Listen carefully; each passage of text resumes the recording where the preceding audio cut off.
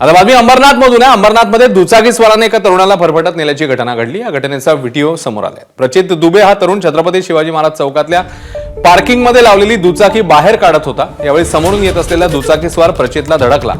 समोरील दुचाकी स्वाराचं लक्ष नसल्यामुळे हा अपघात झाल्याचं प्रचितने सांगितलं।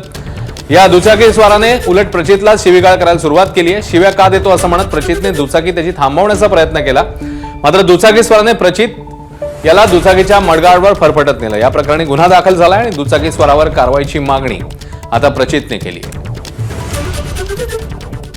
त्याच्या गाडीसोबत मला फरफटत नेलं, कमीत कमी 100 मीटर तरी फरफटत नेलं त्यांनी मला। पुढे जाऊन एका रिक्षाला गाडी ठोकली, मग आम्ही तिन्ही पण पडलो। मी गाडीच्या पुढे होतो हेडलाईटवर आणि ते 2 जण होते, ते गाडीवर बसले होते। सगळे लोक जमा झाले, मग थोडं माझा भाऊ आला, मग त्यांच्यामध्ये थोडं बोलणं झालं, बाताबाती झाली।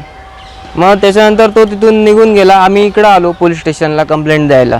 कारवाई तर झालीच पाहिजे ना साहेब, असं कोणी फरफटत तरी नव्हतं। माझा जीव गेला असता, एक तर मी विद्यार्थी आहे, प्रॅक्टिकल झालो, माझा जीव गेला असता। त्याच्यात मग आईबापांचा एकुलता एक मुलगा, मग त्याला कोण जबाबदार असतं?